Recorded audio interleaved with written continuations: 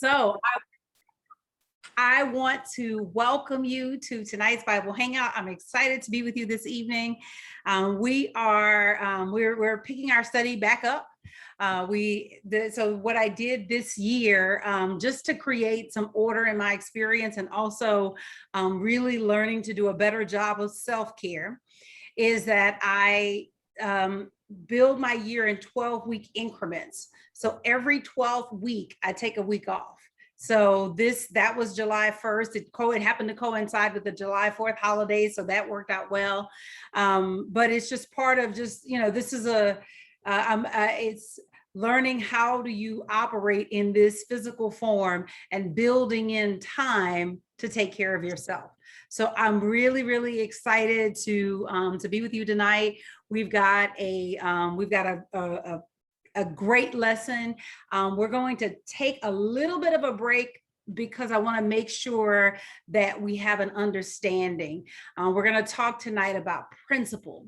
And principle is something that is like, if you wanted to know how do I know my metaphysical Bible interpretation is not off the wall? Like, how do I like not run off the rails? And principle is the way that you don't run off the rails.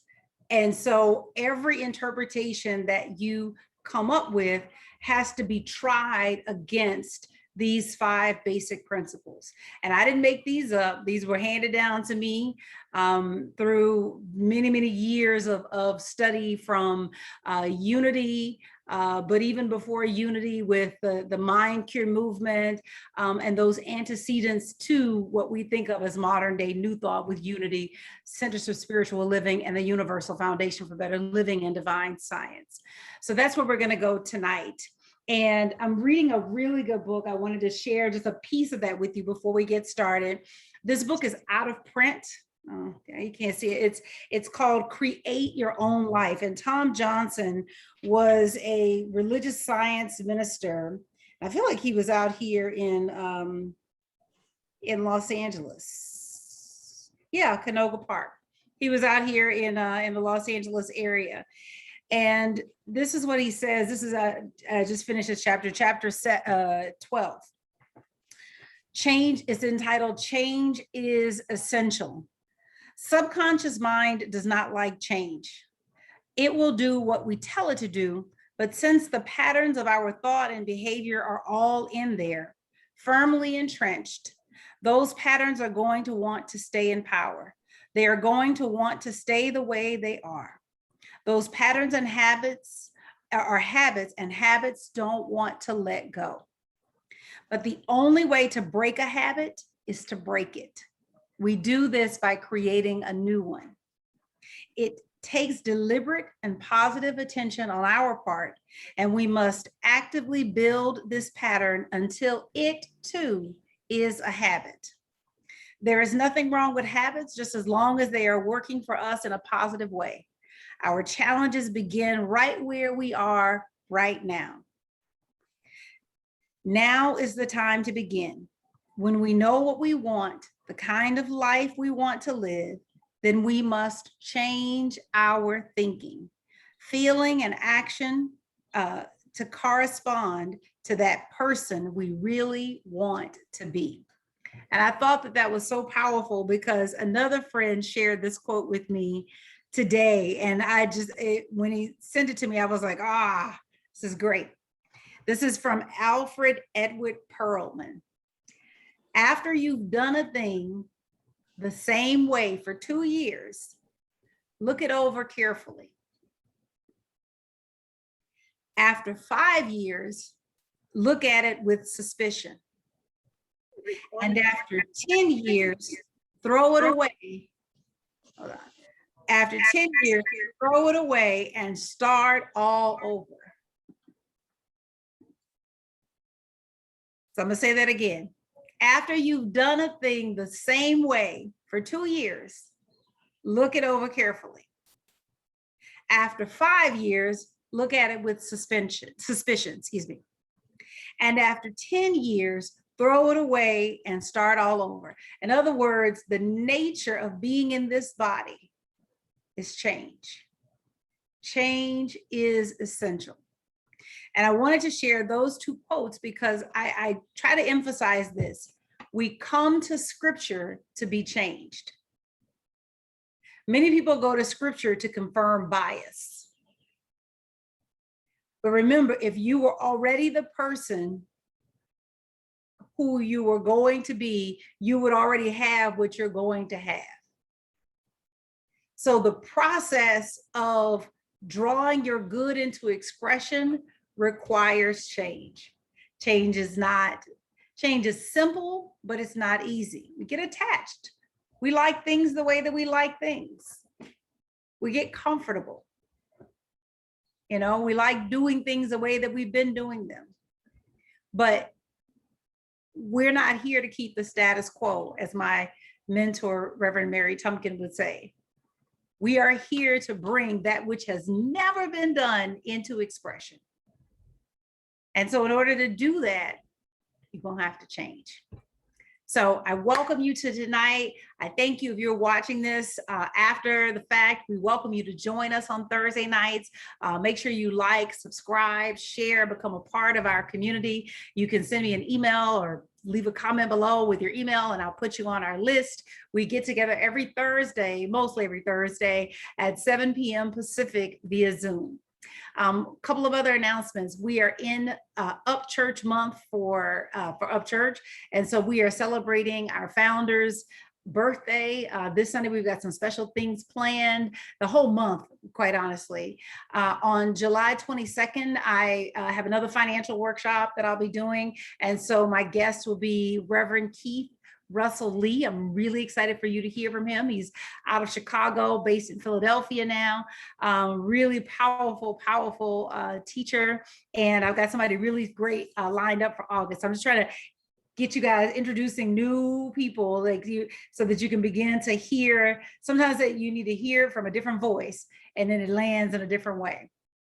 All right, let's get into tonight. So I'm going to share my screen. And wait, yeah, there we go. So this is the worksheet. If you didn't get the worksheet, I can put the link in the chat for those of you that are participating. Hold on, we're gonna make this bigger, y'all. Those of you who are participating, oh, there we go. Zoom in. Via watching later, the link will be in the show notes. Okay, great. Okay, so a thing about spiritual principle. So a spiritual principle is fundamental truth. And so this is, let me just read it and then we can talk about it. So Up Church teaches that God is spirit and therefore non-corporeal, meaning doesn't have a body.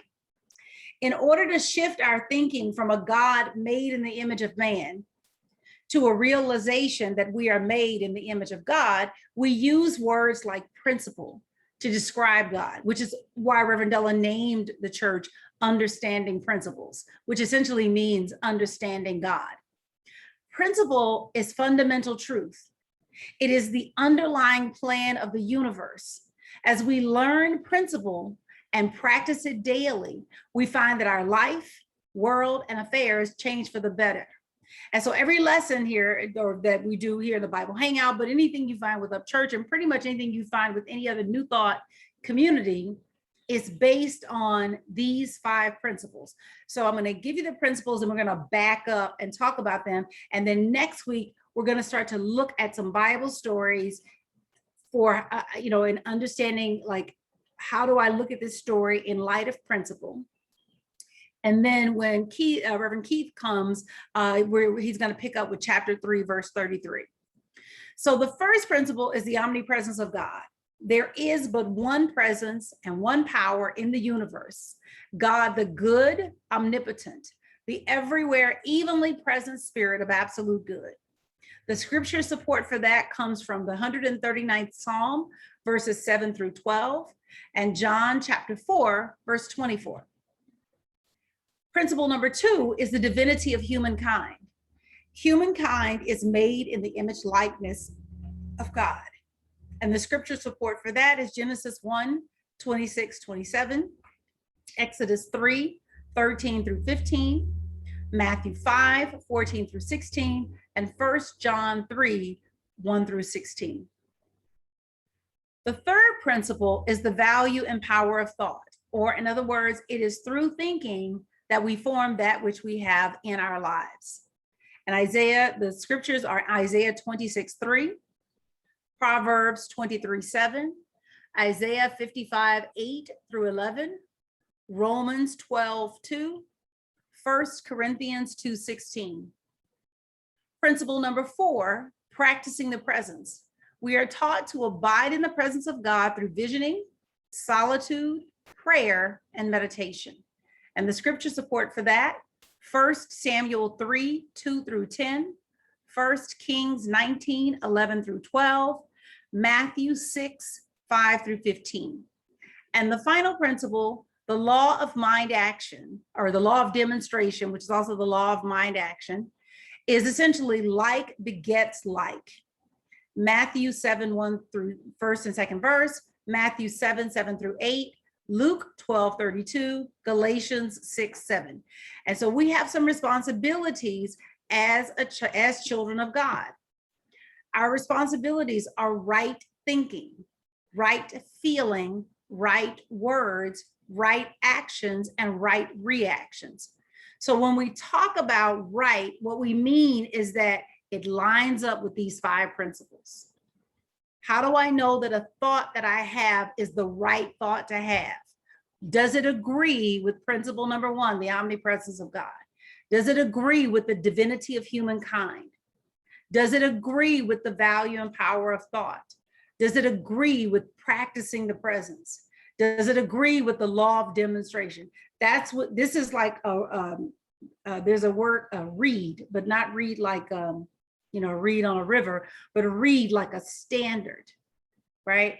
And this is the measuring stick for whether or not a thought, a feeling, a word, an action, or a reaction is in agreement with God. Let's take a breather right there. Can you do anything with that?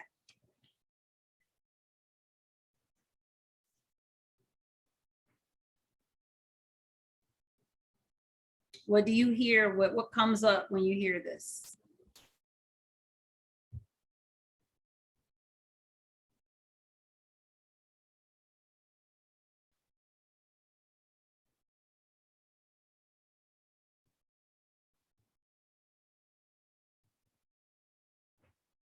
Nothing comes up?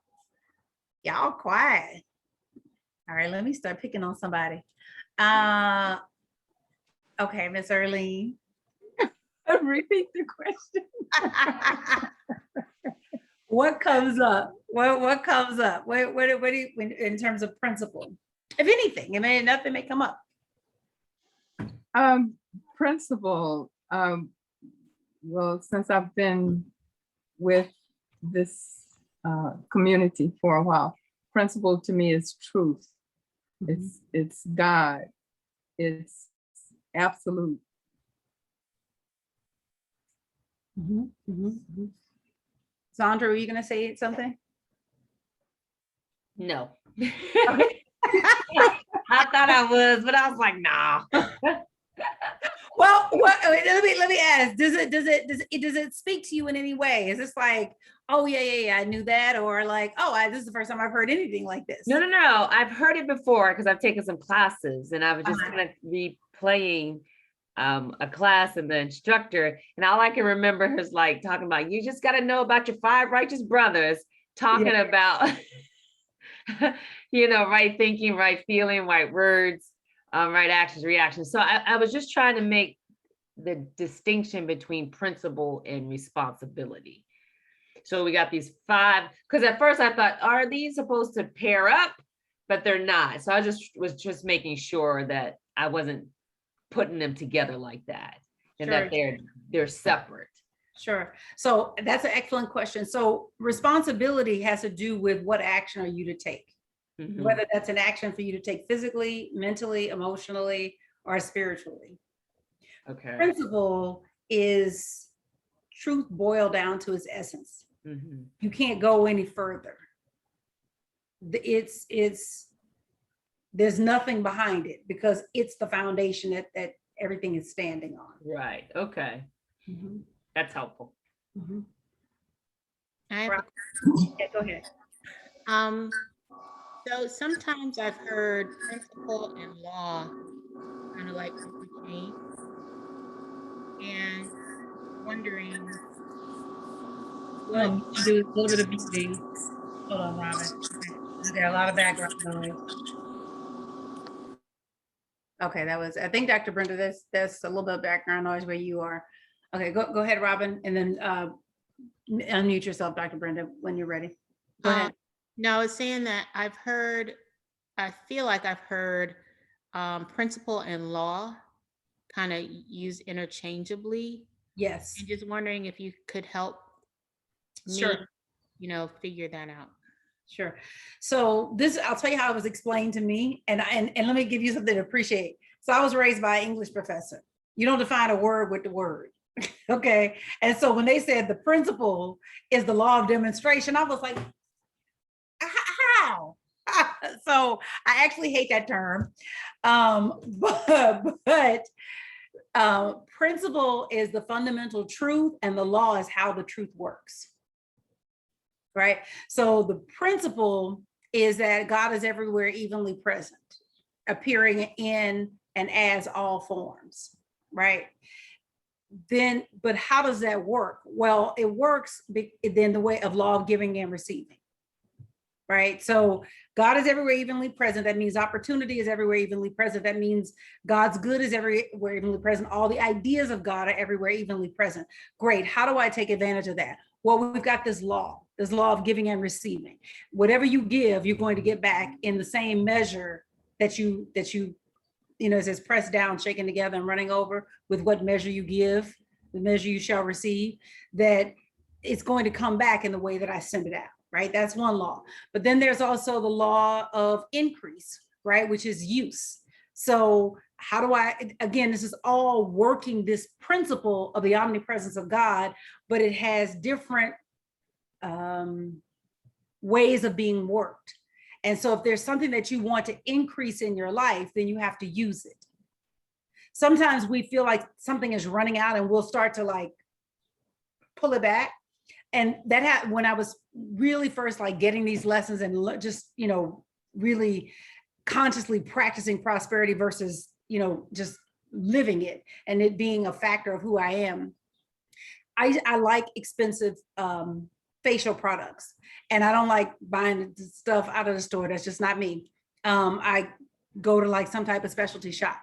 Well, this was like at one of my brokest times in my life, like just broke as a joke. But the law is use is the law of increase. And so I instead of like trying to use it sparingly to like stretch it out, I would use it generously, and I would affirm as I'm using it, use is the law of increase, right? The way that I get more is that I've got to use what it is that I have, because use is the law of increase. Does that help clear up a little bit? Kind of. So I'm going to relate it to something scientific. So like when I think of law and principle, I think of like gravity is like a law, right? And then I'm just trying to put it in context what you're saying. Sure. But you can work either with gravity or against gravity. And there's certain different laws that are used, like the law of aerodynamics and things like that. But the essence is gravity is gravity. It's always going to do what it's going to do. Exactly. But you can manipulate working with the law of gravity to do different things. That is it exactly. Okay. That is it exactly. So and then put you in the spotlight. That is it exactly. Thank you for saying that. I appreciate that. But before I did any of this, I was an electrical engineer. So I was an electrical engineer too. Yes. So that's exactly it. And what Eric Butterworth teaches is that you can't there's no such thing as breaking the law. Mhm. the law will break you. And there's either cooperation with the law or there's being uncooperative with the law, but the law is going to work. Mhm. And so the law of increase is going to work, which is why when I was down to what felt like my last with this expensive, I don't even know, it was like a cream or something. And I was like, okay, where's the money gonna come from to get the next bottle of whatever? It was like, no, use is the law of increase. And so I have to, and just as I work with the law of gravity, I have to work with the law of increase. And the other thing that it makes me think of is that since it's the law, whether you understand the law or not, it's gonna work, right? So, because I think about what the example you gave, I know that when I was laid off, I was like getting ready to like really reduce my budget and all that stuff. And it was like, God was like, I didn't give you the spirit of fear. So I just kept spending money like I normally did. And I You go, girl. drawing stuff to me. And I found a job like right away. So I didn't even understand the law. I just did. And it still worked because it's the law. That's exactly. Yes. And so what we're coming into, right, the point of this is that we're growing, we're moving from being an unconscious competent to being a conscious competent. Because if I'm a conscious competent, I know how I got there and I know how to keep myself there. Right. So there's some people that they're unconscious competence. You know, you see these child prodigies and they don't know how they know what they know, but they just know what they know, what they know, what they know. You know, you look at someone, I'm going to use a musical person, someone like a Michael Jackson, and you hear him singing when I had you, when, yeah, that one. Okay. And it's like, how does he even sing with that level of feeling at 5, you know, or 6 or whatever? It's an unconscious competence. And what we're growing into is conscious competence. How did I create that result and how do I duplicate it? And so now I become the master of my experience. Thank you. That was good. That was good. That was a word for me. That was a word. You. Wonderful. Awesome. Zandra, did you have something else? Well, I wanted to just ask, and dealing with Robin's example with their budgeting, because she said she continued to move forward and spent like she normally, but if we decide, if the example was that, okay, I lost my job, but I'm gonna monitor or adjust my budget, not maintain the same level, what does that affect the law, or are we messing with the law in any way, or we're not supposed to do that? I'm just trying to get a sense on how do you do that? That's an excellent question. You cannot change the law. So every action you take works the law in a specific way. Okay. So use is the law of increase. When I begin to use sparingly, let me back up.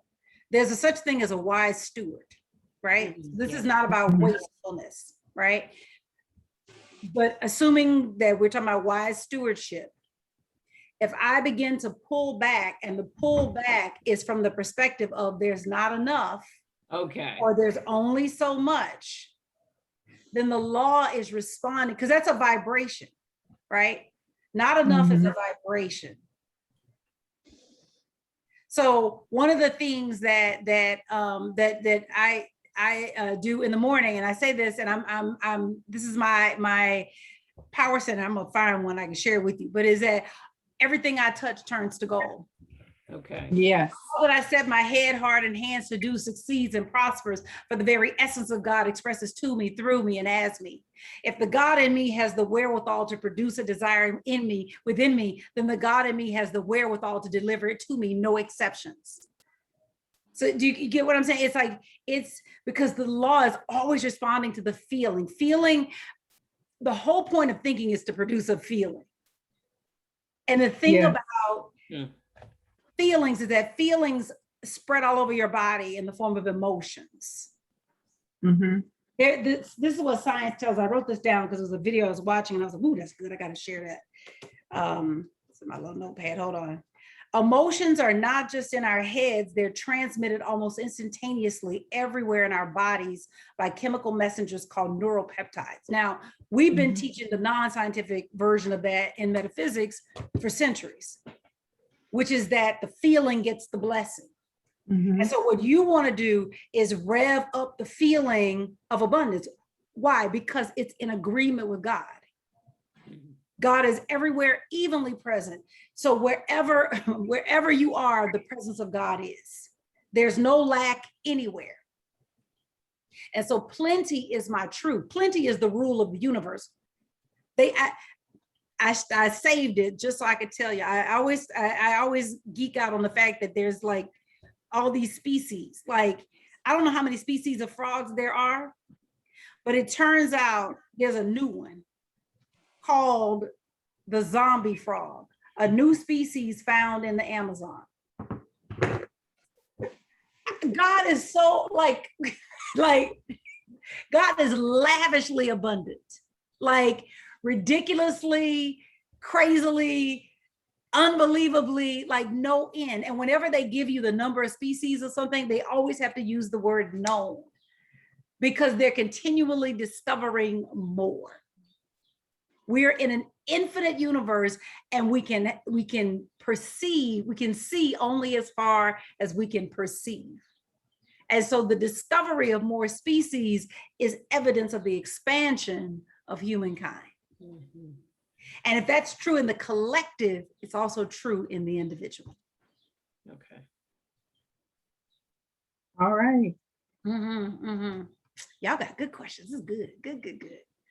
All right. Any other questions? Dr. Brenda, I muted you just because there was some background noise, but was there something specific, or Alita? Sorry about that. Oh, no, what I was going to say, I just thought it was just so awesome that Reverend Della named her church Understanding Principles. And I never dealt with the corollary of principles and understanding God.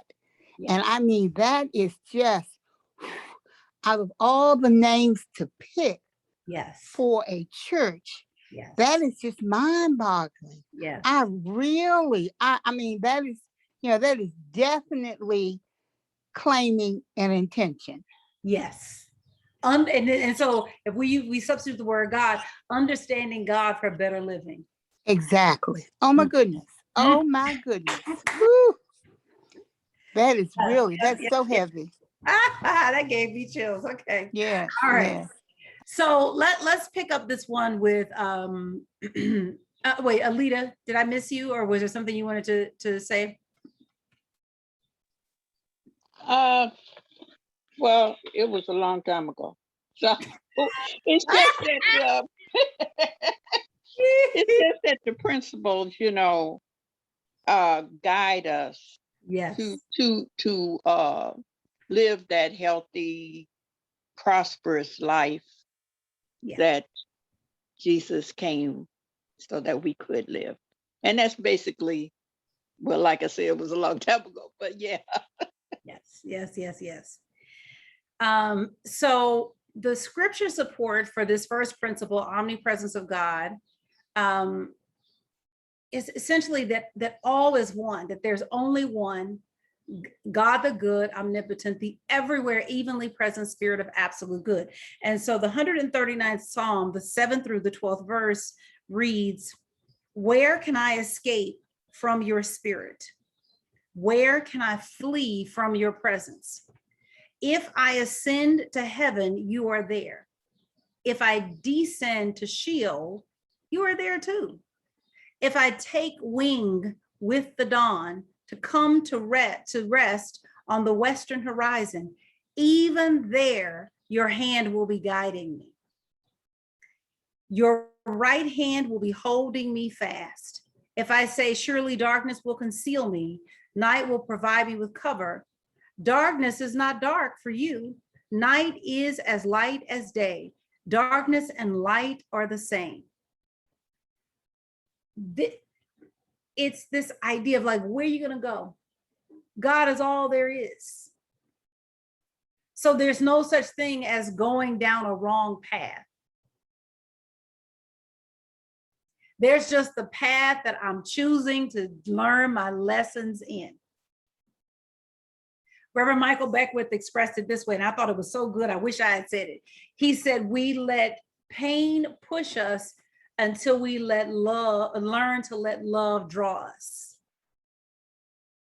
That you can be pushed forward through life through pain, or you can be drawn forward through life through love.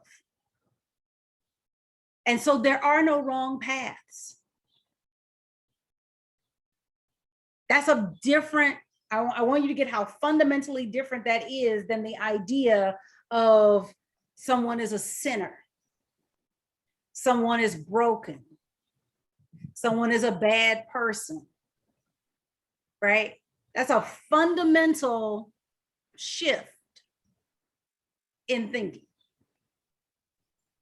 Would you say that quote again from Michael Beckwith? We allow pain to push us until he said lead. We allow pain to push us until we learn to allow love to lead us. Okay, thank you. Mm-hmm.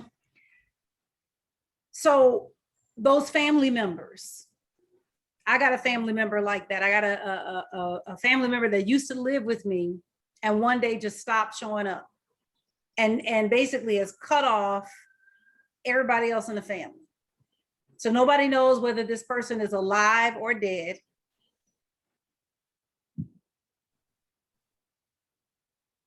We don't know what happened and why. There are no wrong paths. Now, that doesn't mean that I don't have feelings about this, right? Because it's like, how dare you? You were living with me, not paying rent. How dare you, right? But the principle is the omnipresence of God. Yeah. That God is everywhere, evenly present. And so even though what this person appears to be going down a path that seems wrong to me, from the sight of God, this is just where he's decided to get his lessons. This was hard for me, and I can't say this that I'm completely clear on it, but it was really hard for me during the reign of 45, and thinking about God is everywhere present, God is always there, and God is only good and all good, right? And I would keep thinking about how long slavery went and took, like the 400 plus years. And like, okay, God was there too. Like I've been working on like, okay, God was there too. And the thing that has helped me is just learning the stories of those Black folks that found a way to find joy, that found a way to get free, that found a way to, you know, build a life or to invent things and to do, you know, things even in the midst of that horrid situation has helped me to see that, okay, there's God, you know, like, but it was really hard at first when I first heard this concept, because I was just like, where it's hard to see at first. Right. And it's But still, remember, everything that we live, we permit. Mhm. I think that's the toughest piece right there. Right. That's the tough piece right there. It's just really saying that we permit it, that we kind of almost created in essence because it's coming through our lens, more so than anything else. But I do want you to speak a little bit more. What's the best way for us to, I guess, move through the experience based on the 45 or any type of collective, what we've deemed over history, the horrors, whether it be the Holocaust, whether it be the genocide. You know, what do we do if we're constantly saying God is in it, God is everywhere, Right? But how do we handle it from our human side, I guess, and move it forward? I think these are powerful questions. So this is where it's going to prayer and asking the Spirit, what is mine to do? What is mine to do? So when George Floyd happened, that's where I went. He was killed on my birthday. Ouch. It just, and he went to my rival high school, which I thought was ironic, you know, and I was invited to speak at a vigil for him. And I thought God has a sense of humor because Yates beat us in the senior, and, you know, I made a joke Wow. of whatever, but I could lend my voice to that. What is mine to do? In 1992, when Rodney King was beaten and the cops were acquitted, and then the riots happened. This husband and wife, Fred and Steph, I forgot their Stephaniah, I forgot their names. Stephaniah Lipner and Fred, I can't think of his name right now, Jewish.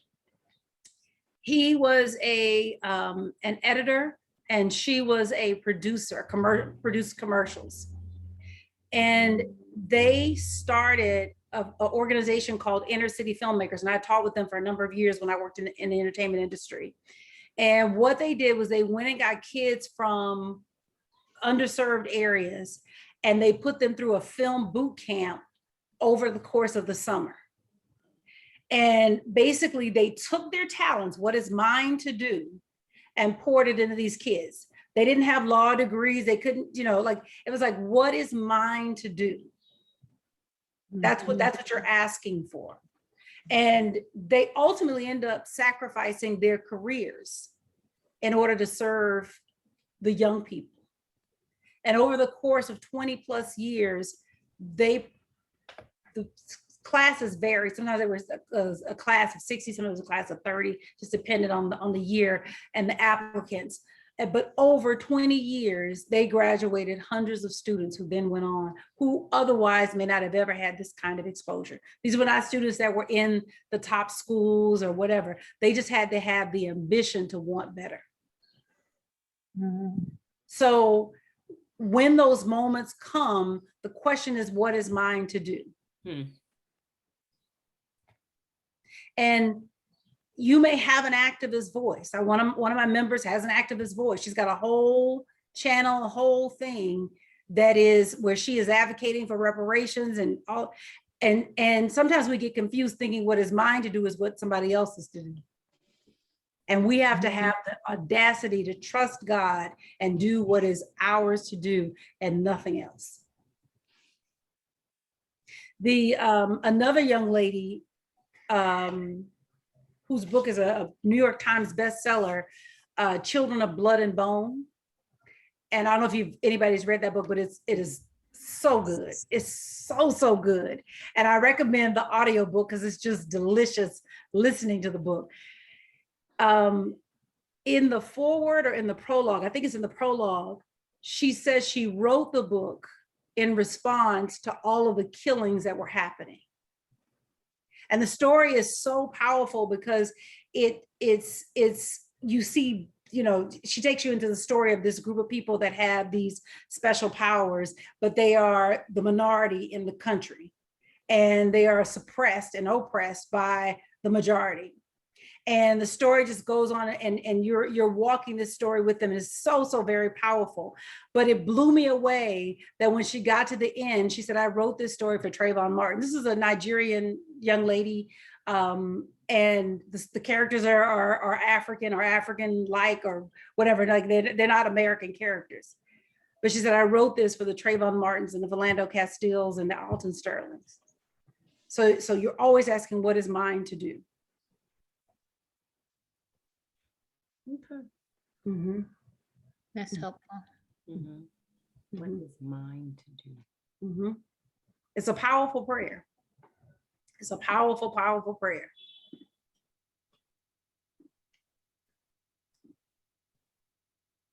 And so you find that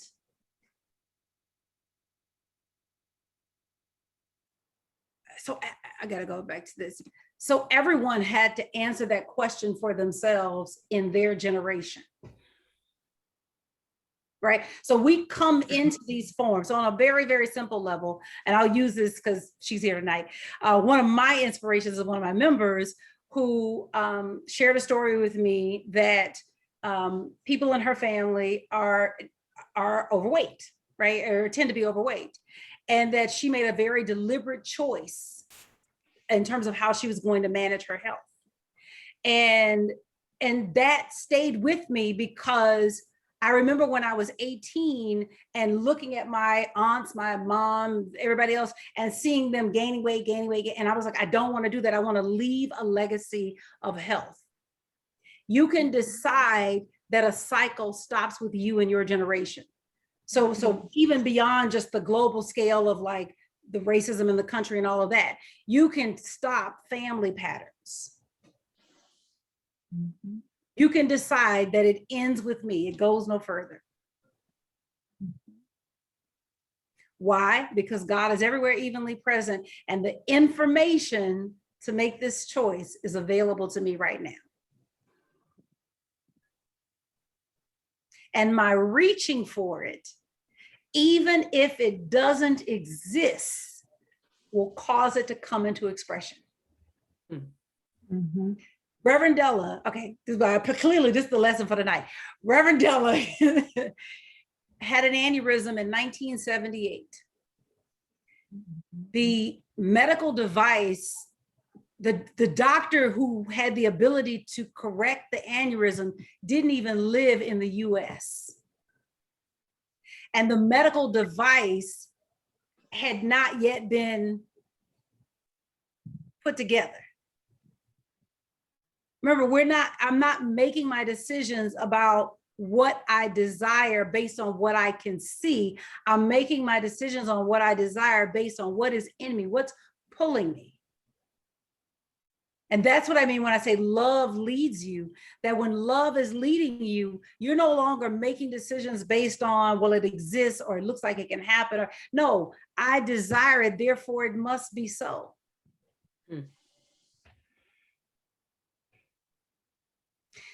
It's which I guess we'll go to this now, divinity of humankind. I mean, I really could just spend the whole night here with omnipresence of God, but because next week I want to take these and I want to begin to look at some Bible stories and help you with how do I apply principle to stories like Abraham being asked to kill his son, okay, or stuff like that. So the divinity of humankind. So humankind is made in the image likeness of God. So in the image likeness of God, God creates from nothing, meaning that it didn't exist. God decided it should exist, and therefore it is. If we're made in the image likeness, then that same function or skill or faculty exists in us.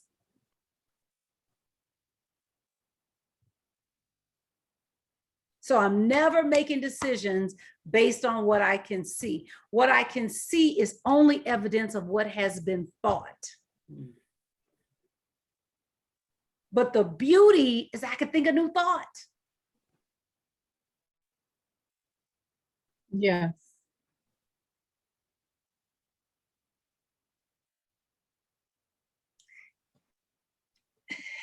Everything in this universe is made from something else. And there are an infinite number of combinations. And the thing to get is that God is not the giver of things. God is the giver of ideas. God never gave Adam a bed, a chair, a desk, a nothing, a pillow, nothing. And so the question I always have is, how long did Adam have to look at those trees before he saw a bed?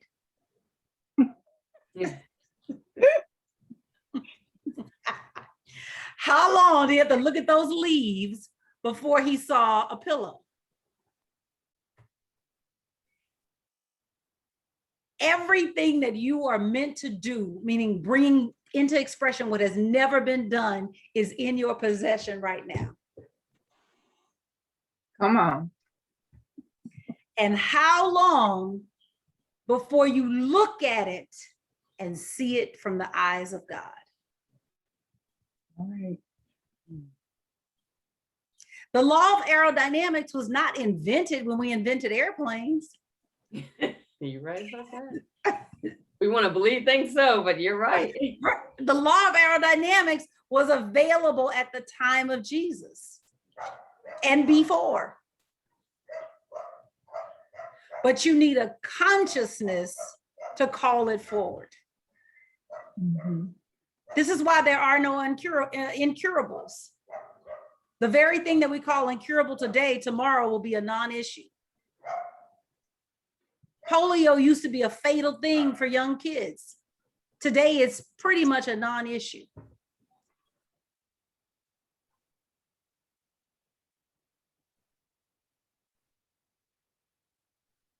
It takes a conscious. This is why we remember we're coming to scripture because we want to change so that we can bring what has never been done from the invisible into the visible.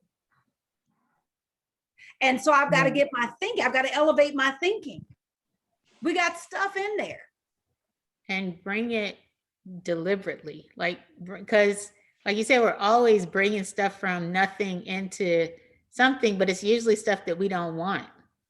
Right. So, Correct. so Right. really, like you were talking about before, like being deliberate about what is it that I want, which I guess is the third principle, like the value of thought, like taking control of what comes in my life as opposed to being blown around by just life blowing you here and there and to and fro.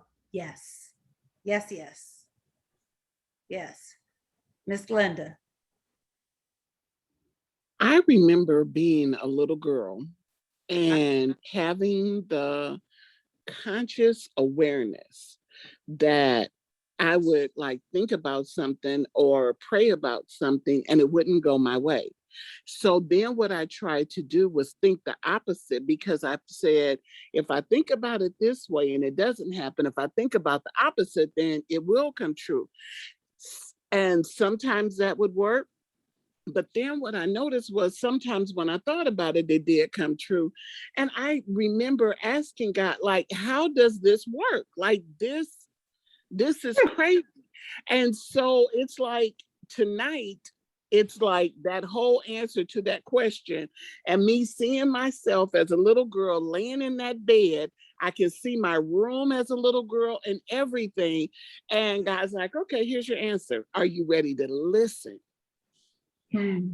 And then earlier you asked a question and it popped in my head because I said it, before in traditional Christianity, I felt like it was more of an intellectual exercise, whereas this is an action-oriented, practical spiritual system. Yes. Mhm. You got to do something. Right. Yes. You got to do. This is. You can tell me you believe anything. Mhm. You can confess with your mouth and lie with your body. You ever seen somebody do that? Mhm. All the time. All the time. Mhm. So this is Myself included. yeah, hey, right. So this is one of those. Don't tell me what you believe. Show me. Show me. Mhm. This is a no excuses spirituality. You got to put all the excuses on the shelf. So humankind, the scripture for this one is, let's go to Matthew 5:14. Of course, I would ask for a New Testament one, Matthew 5:14 through 16.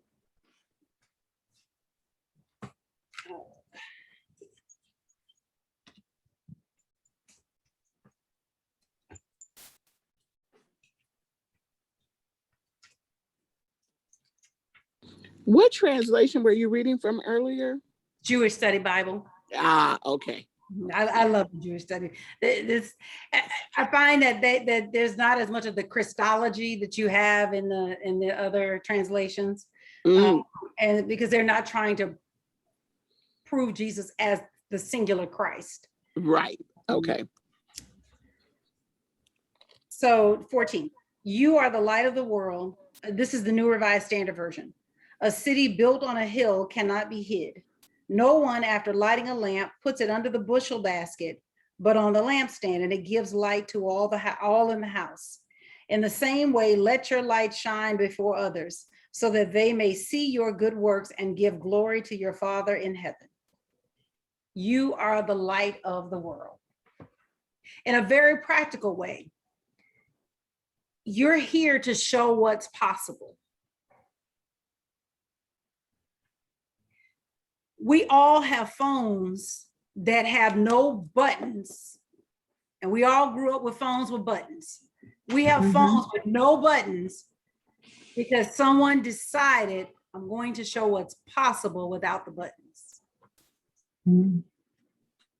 It was thought that women couldn't run a sub 11 100-meter dash. Guess what's happening today? We are here to show what's possible. It was believed that gymnasts after a certain age are not supposed to, they age out of the sport. And we got this 24-year-old dominating, ain't nobody close, dominating the field. We are here to show what is possible. That's my life every day.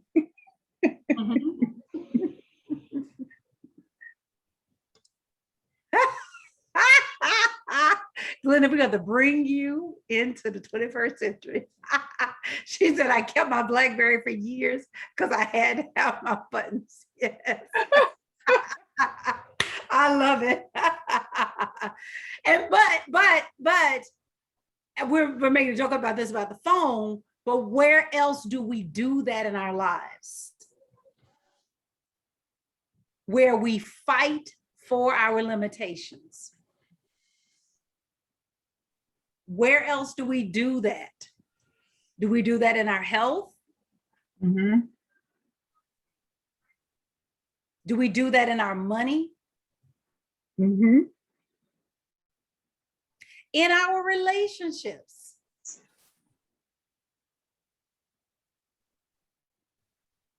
All the good ones are gone. It's too late for me. Sometimes I have to go out and walk among the people to see even a homeless person got a boo. I used to do that before I got married. I really did. And I would see couples hugged up and they're homeless. I say, if they can be good together, I know God got somebody for me in my house. And I mean, you think about this. And then you walk around the corner and the dogs are kissing. I say, what? And Reverend Della sat me down and she told me, she said, you can have exactly what you desire, but it's up to you. And she gave wonderful stories of how she prepared for it. Yeah. So I began to prepare differently. And she also gave me the fact that I choose badly. Yes. So you have to choose for me. And that stayed with me because I'm on my fourth husband, y'all. Yeah. But I finally got it right. Yes. The other ones were starter husbands. So I learned what I did not want in my life. There you go. Amen. Oh, that's what I'm saying. It is, we give ourselves limitations. And every limitation that you're giving yourself, somebody else is out defying it. Earl Nightingale, do you guys know who that is? Earl Nightingale? He is an early New Thought teacher. I don't know if he was ever inside of any particular spiritual system, but he tells a story I don't think it's on The Strangest Secret, but you can Google The Strangest Secret. It's about like a 39-minute video that's awesome. But he tells this story of these two brothers that were raised in a family where the father was a heinously abusive alcoholic. And the two brothers grow up, they go their separate ways. One brother never drinks, ever. Leads an upstanding life and does nothing like what his dad was. He is kind, compassionate, generous with his family. The other brother becomes almost an exact replica of the father, beats his family, fall down drunk. I mean, just as bad. And I guess a psychologist studying people interviewed the two brothers separately and asked them to just kind of say, why your life is the way that it is. And I guess they interviewed the alcoholic brother first, and he said, well, if you grew up in that household, like what would you expect? And so then, and it may surprise you, she asked the other brother who never drank, well, why does your life look like, why did you make the decision never to drink? He was like, well, if you grew up in that household like that, what would you think? And it's just to realize that like the reasons that we give for why we do the things that we do have no basis. What was the name of that film again? So I don't know if it's on this one, but this is from Earl Nightingale, but I was saying Google The Strangest Secret. The Strangest Secret. I don't know if this story is on there, but it's in his stuff. And it's realizing the reasons that we give for why we do the things that we do, we take them as incontrovertible truth. When in actuality, it's just what we believe. It's just what we decided to do. Mm-hmm. Yeah, go ahead, Robin. And I was going to say, that's one reason why and I don't recommend this for everyone, but this is one of the reasons why I had to stop seeing my particular therapist, because she wanted to dig into the past and why I am the way I am. And I was like, I feel like that's keeping me stuck, like trying to label why I am the way I am, why my childhood caused me to do blah, blah, blah. And I was like, but what I'm learning over here is that I have a choice to be detached from it. So I had to like separate from her so that I could be free. I mean, it had nothing against her. That's part of what she does, but Right. it's that part. What you're saying is that we can allow ourselves to believe that we are a certain way because of how we grew up or whatever. And I learned through, studying with you guys that doesn't have to be the way. Exactly. Right. And I would say definitely when you're looking for a therapist, I think therapy is extremely valuable and I strongly recommend it, is looking for a therapist who can help you uncover the underlying beliefs. Because that's what you want to get to, right? That like why we are the way that we are, well, we've got some underlying beliefs as opposed to this is how I am, right? Those are, right? That you're not a fixed entity and where you come from is not a fixed entity. There is this belief that I'm holding on to that means something to me, like letting it go emotionally feels like a death. Yeah. And it was a belief that was formed at a time when the way that I saw it made sense. But now that I have grown up, doing this no longer is valuable to me. Yeah.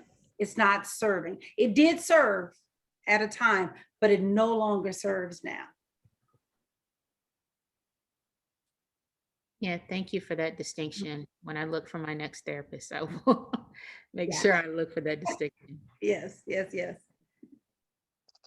My first metaphysical teacher taught me, or he ended every class with, there is no truth until you decide what truth is. That's it right there. Right. That's it right. There are things that we take as incontrovertible truth, and it is not. Here's what you can boil it down to. God is all there is. That's what you can boil it down to. You can boil it down to humankind is divine. And so then you can begin to evaluate your life and your choices according to this principle. So the last one I want to highlight tonight, and then we'll pick up again next week, is power number 3, which is the value and power of thought. It is through thinking that we form that which we have in our lives. Sometimes we have a feeling and there's an emotion running through us, and we think that, well, it's just the way that I feel. But the truth is that there was a thought that precedes it. Thought always comes first. Feelings and emotions come later. Thoughts are first, feelings and emotions are later. Feelings are intellectual. Feelings are an interpretation of an emotion. So let me give that definition. So thought, we know what a thought is. I look at this is red, right? That's a thought, right? The emotion is what happens in my body about it. Emotions happen in the body. The feeling is my interpretation of what's happening in the body. So the areas of the brain that fire when you're excited and when you're nervous are the same areas of the brain. The feeling is your interpretation of it happening in the body. And so one of the techniques that they give people when they're nervous about going on stage is that instead of saying I'm nervous, is to say, oh, I'm excited. I give a different interpretation to the feeling happening in the body. Yeah. And so it is through thinking that I form my world, because when I think a thought, that thought has a vibration in me. Yes. Sometimes it's subtle and sometimes it's massive. The feeling then is my interpretation of that. And we have been habited toward how we feel, meaning that we learned to feel certain ways. I remember growing up and I never cared about interracial relationships at all. And then there was this season in my experience around college time, maybe it was just radical or whatever. And I used to see interracial couples and I would just get bothered. Like and it's like, where did that come from? And I had to catch myself, but it was a habit that I had picked up. Not that I learned it at home, because it's like, whatever. Love is love, wherever you find love. But somewhere through like high school, college, it became this thing that like, all of our men are in jail and whatever, all that, and so there's only so many. And so all this energy would come up, and I can't remember what brought it to my attention to like notice it in myself, because it was like a habit, a habit of thinking, habit of feeling that I had picked up that I was doing without even realizing that I was doing it. And then I had to have my come to Jesus moment and realize that no, God is everywhere evenly present. I don't need every man, I just need one man.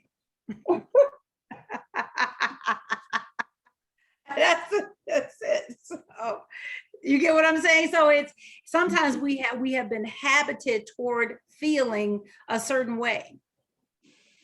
I have a circumstance in a work environment where this person was rude to other coworkers, and I'm coaching on how to handle this person. And so the supervisor was calling the person to have a conversation to say, look, your tone is a problem and blah, blah, blah. And the person just, it's like the defenses went up, right?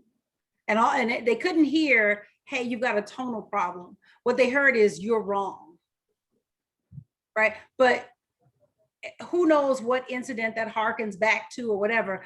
This feeling is happening in their body, and the feeling that they're having is that they're wrong. Is this making sense? Yes. Okay. a lot of people live on the defensive because of the way they've come up. I probably did at one time, because you think it's a seed planted. They don't like you because of this, or they don't like you because of that, or you have this going on and it's not acceptable. So you stay in a defensive mode to protect yourself. It's like an outer coating. And you use it even when it's not necessary to be used, Right. because you're in that shell. Right. Yep. So the thought, the probably the biggest thing with thought is realizing that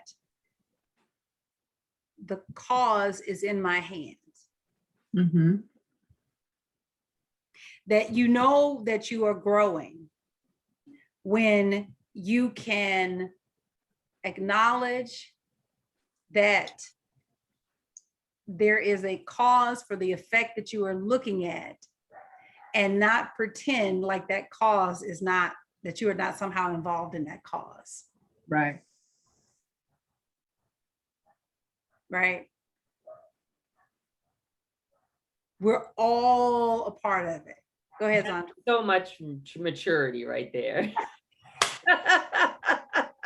I can remember that one. I was like, oh my goodness. I couldn't possibly be in that turmoil that I created. That drama.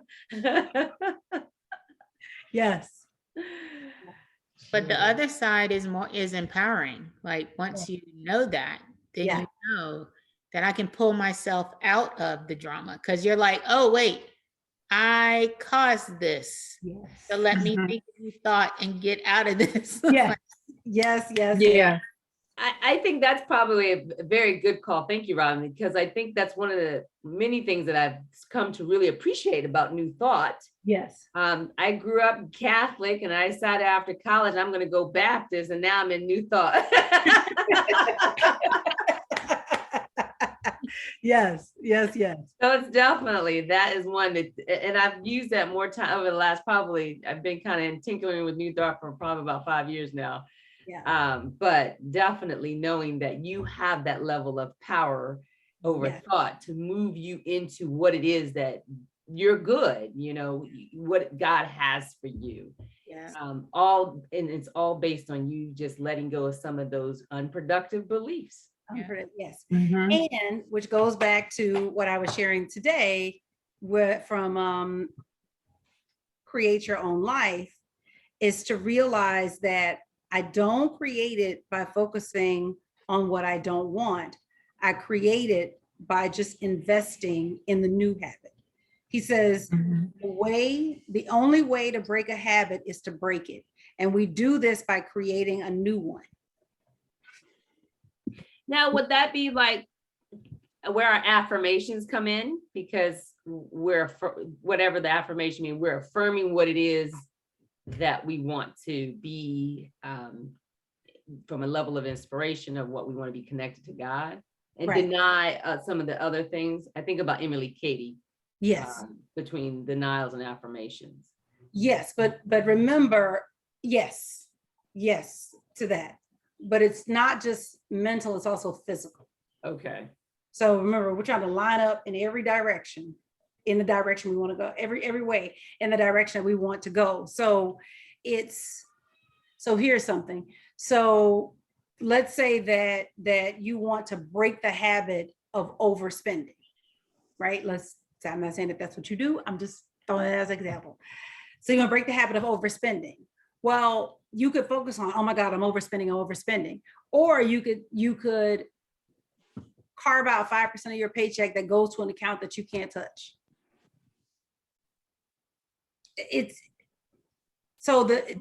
You formed a new habit. I learned that from one of my friends when her family. So growing up with these beliefs that we take as incontrovertible proof, I thought teachers don't make any money. The last thing I want to do is be a teacher. That's what my gift is. So, so I'm doing everything to not be a teacher. And my mom's a teacher, my dad's a teacher, my family members, everybody, everybody's a teacher, right?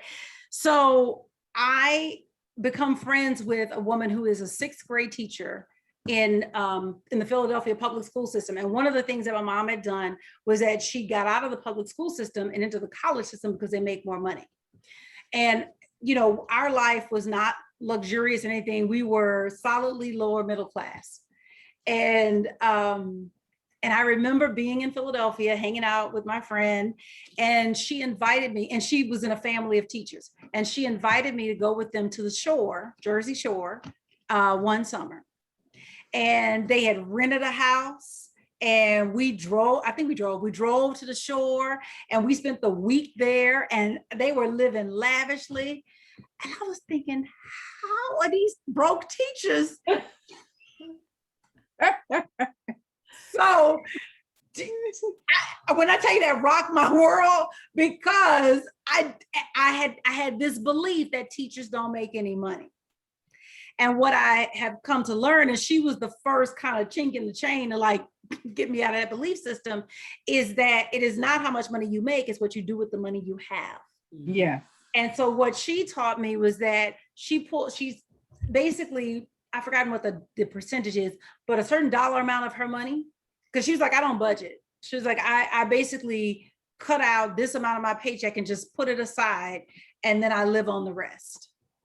And I spend it however I want to, whatever. The other thing that was the chink in the chain, besides, because here's the thing, I grew up with a college professor thinking that they're at the upper echelons making the most money. We had never had a vacation. Mm. If there was a vacation, it was tied to a conference. Like, we got this conference we got to go to, and then we're going to see something in the city while we're there. There's no like deliberate, like we're just going just to like have fun. Like, even today, I have to make myself take time off because it's just not in me to take a vacation. So, which is why these think weeks are so important, because it wasn't, I'm forming new habits. I'm breaking a family chain. So the other thing that blew my mind was that these broke teachers gave my friend $30,000 for the down payment of our house.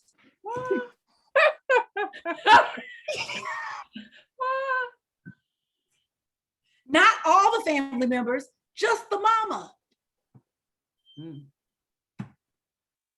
And then this broke teacher went and bought a BMW, which at the time was like my fantasy car, and bought a BMW. I was through. I was outdone. Like, so I started asking her, what do you do? And she turned me on to the book, The Richest Man in Babylon. Mm. It's we come up in our lives and we have these beliefs that we take as fundamental truth, and they're not based on anything. They're just the beliefs that the family handed to us. Yeah. And so we want to judge everything according to the omnipresence of God, the divinity of humankind, the value and power of thought, practicing the presence of God, and that law of demonstration.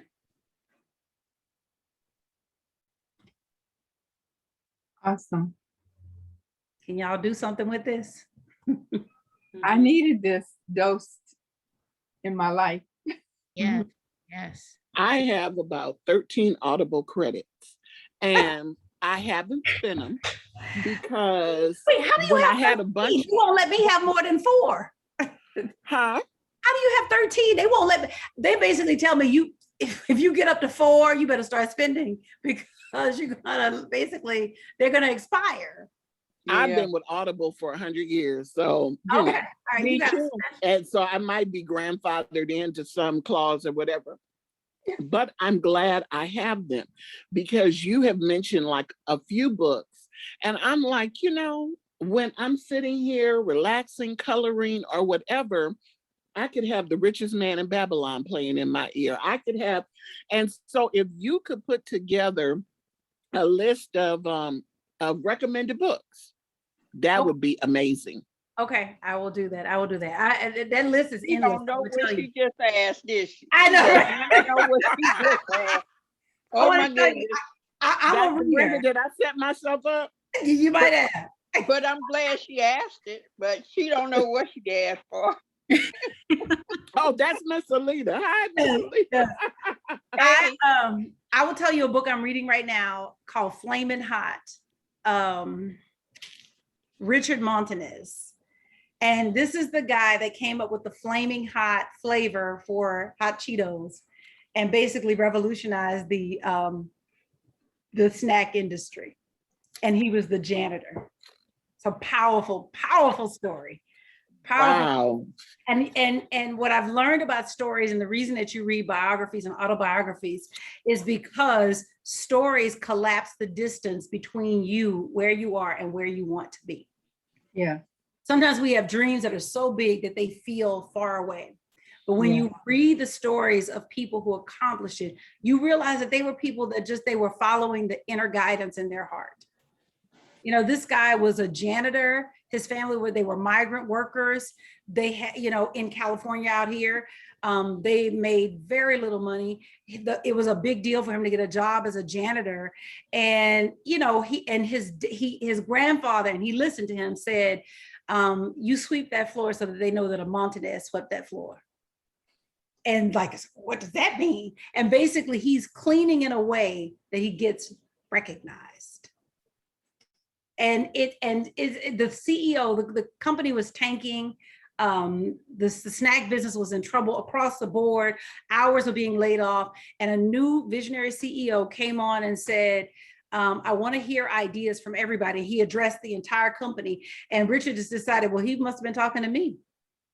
And so they would have batches of the unflavored Cheetos, unflavored Doritos, whatever. And he took a batch home, and he and his wife in their kitchen came up with the recipe using things from his culture, right? Because those flavors in that Latino culture are part of what the types of flavors that they like. And it was something that he saw. And remember what I said, everything that's part of your overcoming and your delivery out of wherever you are is already present. He made use of what was present in his culture, took the flavors and added them to something that already exists. It's always, how long are you going to look at the stuff that you have before you decide that it's valuable?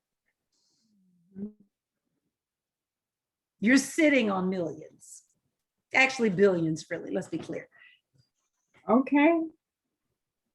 Let it flow. Let it flow.